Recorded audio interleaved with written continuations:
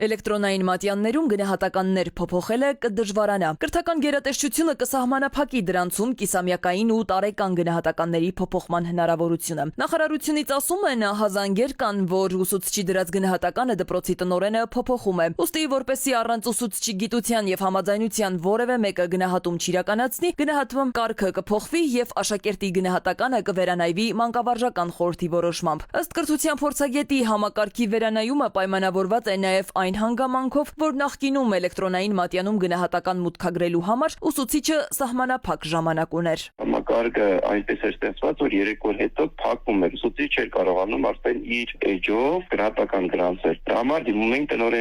տնօրենների էջով վարչական լիազորություններ բաժնով կարողանում էին գրանցումներ անել կամ գնահատական փոփոխել։ Հիմա արդեն այս խնդիրը չկա, բայց գնահատականի փոփոխություն տնօրենները շարունակում են իրականացնել հօգուտ աշակերտի։ Սա էլ միայն այն դեպքում, երբ խնդիր կա կարմիր վկայական ստանալու, փորձագետի դիտարկումն է։ Ավարտական դասարաններում կարող է խնդիր առաջանալ, 9-րդ եւ 12-րդ դասարաններում գնահատական փոփոխել, որ երեխաները ստանան կարմիր վկայական։ Բնական դեպքերում այդ անհրաժեշտությունը չի լինում, բացառությամբ այն առարկաների մասով, որոնք նախորդ տարիներից պետք է ավարտական վկայական մեջ կամ ավարտական ատեստատի մեջ տեղափոխվի։ Հանրակրթության պետական նոր չափորոշչով չկա բավարար կամ անբավարար գնահատական։ 10 բալանոց համակարգում 1-ից 3 գնահատականները այլևս անբավարար միավոր չեն դիտարկվում։ Դա նշանակում է, որ աշակերտը նույն դասարանում մնալ այլևս չի կարող, պետք է պարտադիր փոխադրվի հաջորդ դասարան։ Կրթության մյուս փորձագետն էլ թեև կողմ է այս համակարգին, բայց նկատում է,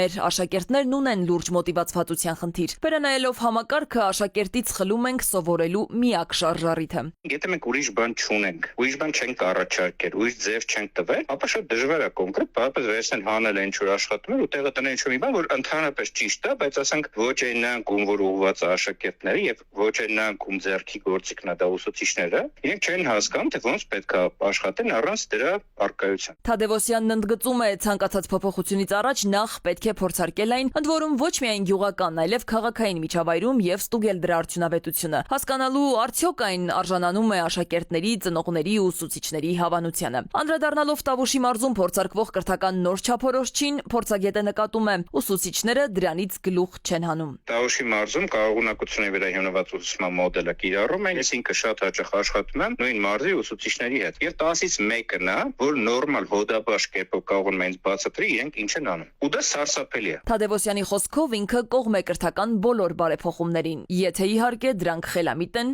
շրջահայաց ու արդյունավետ։ Սվետլանա Ավդիշյան, ժամը լրատվական։